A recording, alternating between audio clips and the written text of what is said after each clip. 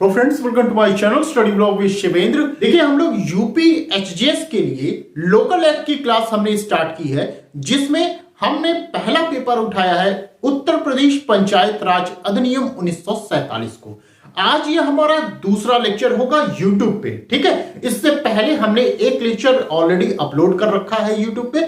यदि आपको वो लिंक चाहिए तो मैं आज की वीडियो के डिस्क्रिप्शन में वो लिंक डाल दूंगा, वहां जाके आप वो फर्स्ट वीडियो को भी आप देख सकते हैं। यदि आपको वो वीडियो, चाहे फर्स्ट वीडियो चाहे सेकंड वीडियो, आपको यदि पसंद आए, आपको समझ में आ रही हो, मेरी बात समझ में आएगी, तो आप क्या कर सकते हैं, क्लास को ज्वाइन कर सकते हैं और आगे की वीडियोस या इससे पहले जो हमने पढ़ा रखा है वो सभी वीडियोस आप प्राप्त कर सकते हैं। तो चलिए आइए वीडियो को स्टार्ट करते हैं।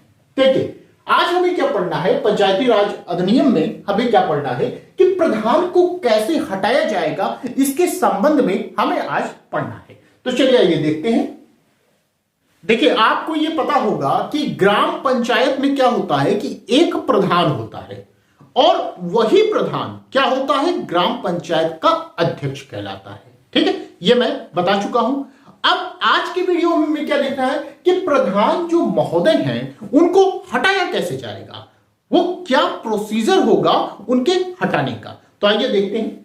हटाने का प्रोसीजर जब भी आपसे पूछा जाएगा, ये ध्यान रखिएगा, चाहे आप प्री दे रहे हो चाहे आप मेंस दे रहे हो, उस दोनों ही लिहाज से ये जो सेक्शन है आपका सेक्शन 14 मोस्ट इंपॉर्टेंट है। प्रधान को हटाए जाने की बात आएगी तो न केवल आपको सेक्शन 14 का जिक्र करना है, बल्कि आपको सेक्शन 95 क्लॉज 1 क्लॉज जी का भी आपको जिक्र करना होगा, तभी आपका उत्तर आपका पूरा माना जाएगा। ये ध्यान रखिएगा, ये मेंस के लिए मैं बता रहा हूं। तो सेक्शन 14 आप प्री और मेंस दोनों के लिए आप अच्छे से पढ़ेंगे, ठीक है। तो चलिए देखते हैं। देखिए, इसीलिए मैंने आपको कहा कि मेरा जो पढ़ाने का तरीका है वो प्री कम मेंस की तरह ही है। आपने अगर प्री, मैं पढ़ाता तो प्री हूं, आपने जो भी क्लास ज्वाइन किया है मान लीजिए प्री के हिसाब से किया है, लेकिन जब आप मेंस लिखेंगे तो वहां से आप जो हमने अभी तक पढ़ाया है प्री में वो काफी हद तक आपको मदद मिलेगा, ठीक है। ये आप खुद देख सकते हैं आज की वीडियो में या इससे पहले की वीडियो में हमने जो बताया है वो सभी आप देख सकते हैं, ये अनुमान लगा सकते हैं। चलिए ग्राम पंचायत की बात करते हैं। हम लोग ग्राम पंचायत पढ़ रहे हैं, चैप्टर का नाम ग्राम पंचायत है।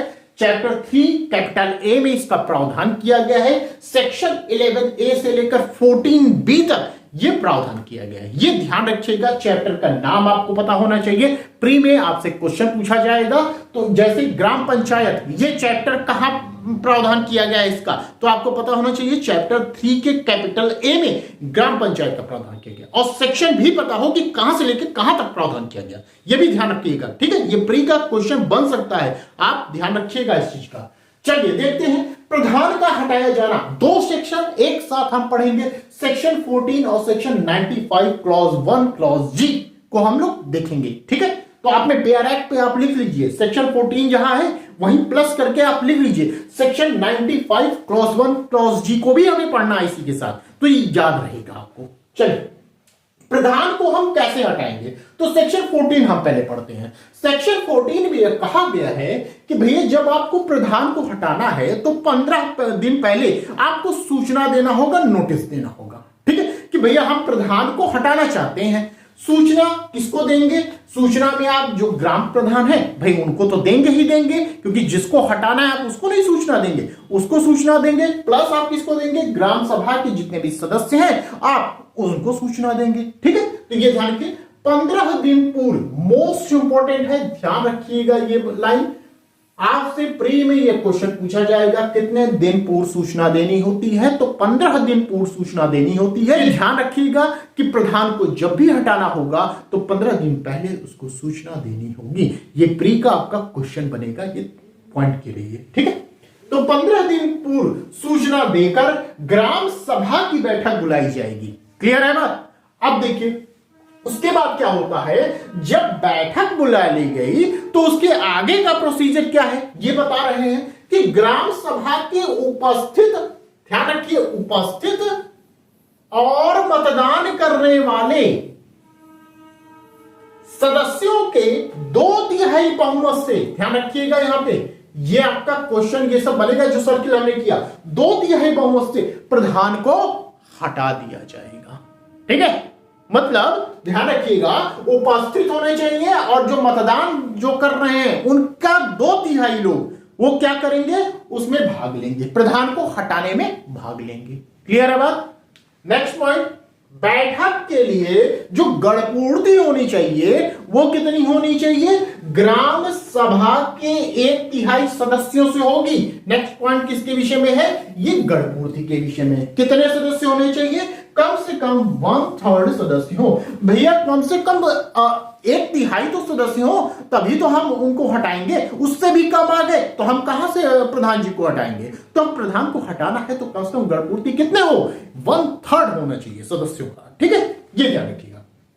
नेक्स्ट कहा गया कि प्रधान को हटाने की बैठक उसके निर्वाचन से 2 वर्ष के भीतर नहीं बुलाई जाएगी। इंपॉर्टेंट है आपका, मोस्ट इंपॉर्टेंट है, 2 वर्ष के यहां भीतर कर लीजिए। ठीक है, 2 वर्ष के भीतर आप क्या करेंगे, नहीं बुला सकते हैं। ये ध्यान रखिए।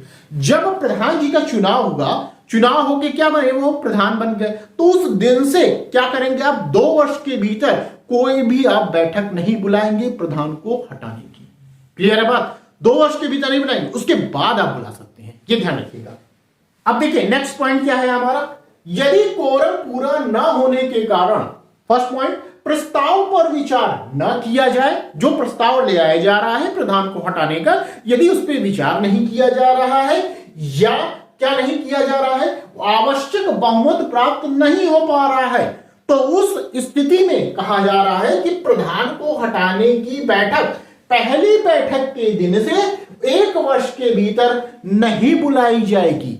समझिए ध्यान से भाई, कोरम पूरा नहीं हो पा रहा है। कैसे कोरम पूरा नहीं हो पाएगा, जो आप विचार ला रहे हैं कि भैया हमें प्रधान को हटाना है, तो वो प्रस्ताव पर विचार नहीं किया गया। ठीक है, या तब तो नहीं हटाया, या क्या हो जाएगा, आवश्यक बहुमत प्राप्त नहीं हो पा रहा है। बहुमत कौन सा, ये 2/3 वाला बहुमत जो है ये आपका प्राप्त नहीं हो पा रहा है, या गणपूर्ति इसकी प्राप्त नहीं हो पा रही है। जो गणपूर्ति होनी चाहिए, ग्राम सभा के 1/3 सदस्य होने चाहिए, ये नहीं हो पा रहे हैं। तो उस स्थिति में क्या कहा जा रहा है कि जो बैठक हुई है, बैठक से 1 साल तक क्या नहीं होगी, फिर बैठक नहीं बुलाई जाएगी। ठीक है, ये ध्यान रखिएगा।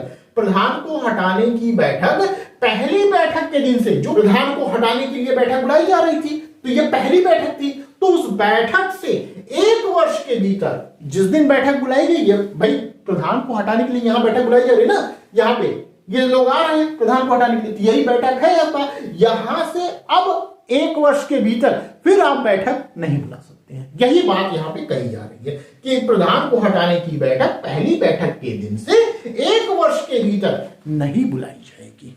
क्लियर है बात? आगे चलते हैं। ये हुई बात किसकी, सेक्शन 14 प्रधान को हटाए जाने के संबंध में ये प्रोसीजर था आपका। नेक्स्ट पॉइंट देखते हैं हम लोग। अब देखिए, अब नेक्स्ट है हमारा सेक्शन 95 क्लॉज 1 क्लॉज जी पढ़ते हैं। इसमें भी क्या है, प्रधान को हटाया जाएगा। प्रधान कैसे हटेंगे, प्रधान को राज्य सरकार के द्वारा हटाया जाएगा। ये ध्यान रखिएगा। यहां पर क्वेश्चन आपका प्री में पूछा जा सकता है कि प्रधान कौन हटाएगा, तो राज्य सरकार के द्वारा हटाया जाएगा।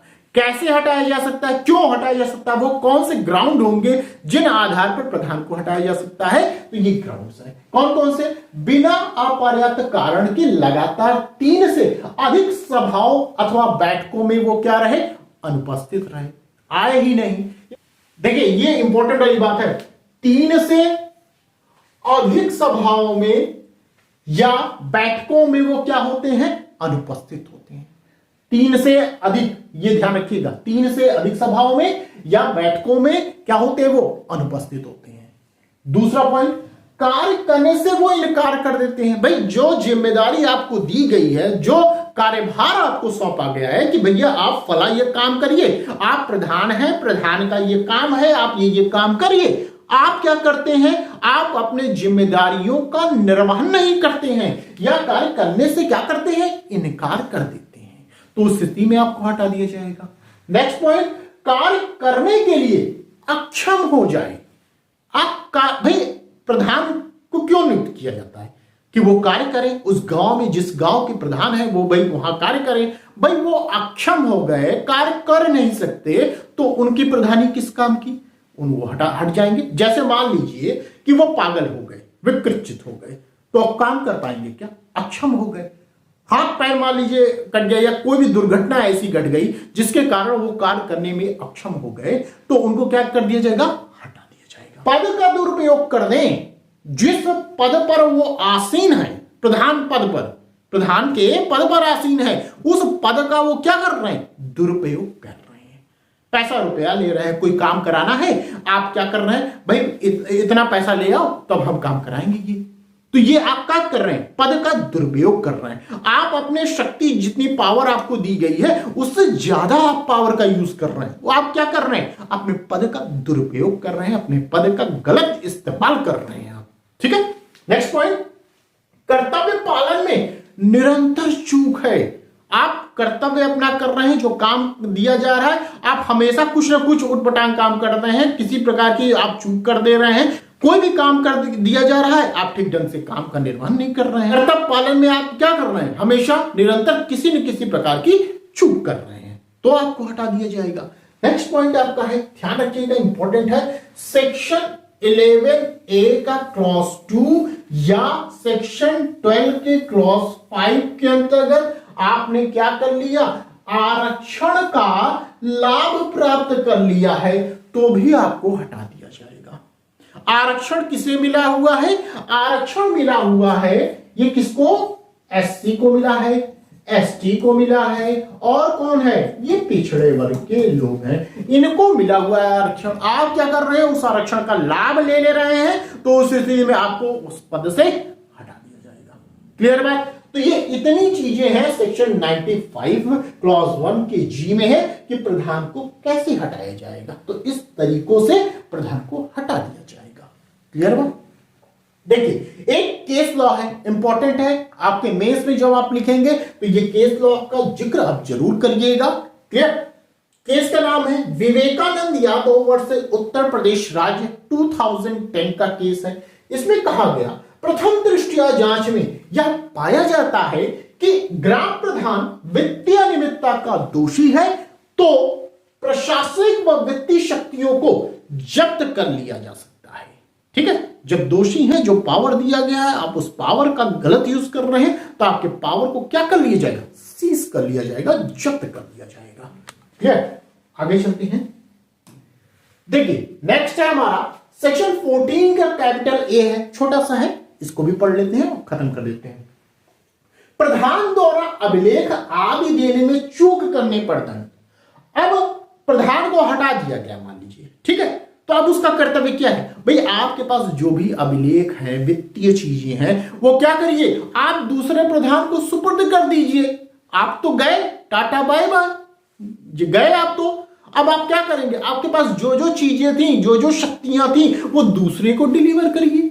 जो भी अभिलेख है आपके पास, जो भी वित्तीय सामान है, जो भी धन है, जो भी चीजें हैं, आप क्या करिए, दूसरे प्रधान को डिलीवर करिए। और आप क्या करते हैं, चूक कर देते हैं, नहीं देते हैं, ठीक है, आनाकानी करते हैं आप, तो उस स्थिति में दंड का प्रावधान किया गया है। कहां पर, सेक्शन 14 के कैपिटल ए में प्रावधान किया गया है। कितना, देखिए, 3 वर्ष तक का कारावास दिया जा सकता है, या जुर्माना दिया जा सकता है, या दोनों से दंडित किया जा सकता है।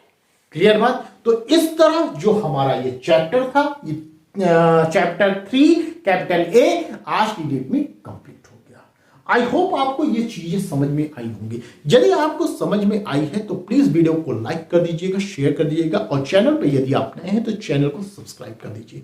प्लीज जितने लोग हैं, कम से कम यदि अच्छी लग रही है वीडियो तो कम से कम लाइक किया करिए और सब्सक्राइब करके जाया करिए। जो नए स्टूडेंट हैं, जो हमको देख रहे हैं, चाहे वो यूपी जुडिशरी वाले हों, चाहे वो एचजीएस वाले हों, यदि आपको क्लास ज्वाइन करनी है तो आप मुझे बताए गए नंबर पर कॉल या व्हाट्सएप के माध्यम से आगे की क्लास और जो छूटी हुई क्लास है, जो पिछला हमने पढ़ा रखा है, वो सभी क्लासेस आपको मिल जाएंगी, बशर्ते आपको इस नंबर पर कॉल करके क्लास को ज्वाइन करना होगा। और साथ ही साथ ये हमारा टेलीग्राम ग्रुप है शिवेंद्र लॉ स्टडी के नाम से, इसको भी आप ज्वाइन कर लीजिएगा। तो यदि आपको क्लास ज्वाइन करना है तो जल्द से जल्द आप क्लास को ज्वाइन करिए और अपनी पढ़ाई स्टार्ट कर दीजिए। अब मैं यहां पर यूपी एचजीएस वालों के लिए मेजर, माइनर और लोकल एक्ट, ये तीनों चीजें मैं पढ़ा रहा हूं। तो कोई भी आपको क्लास चाहिए, सिंगल अगर आपको क्लास चाहिए, सिंगल पेपर भी आप पढ़ना चाहते हैं, जैसे मान लीजिए आप सीबीसी पढ़ना चाहते हैं या सीआरपीसी पढ़ना चाहते हैं या लोकल एक्ट में एक सिंगल पेपर पढ़ना चाहते हैं या सभी लोकल एक्ट पढ़ना चाहते हैं, तो आप मुझसे संपर्क कर सकते हैं और क्लास को ज्वाइन कर सकते हैं। ठीक है, तो बस आज के लिए इतना ही, फिर मिलते हैं नेक्स्ट वीडियो में। Thank you.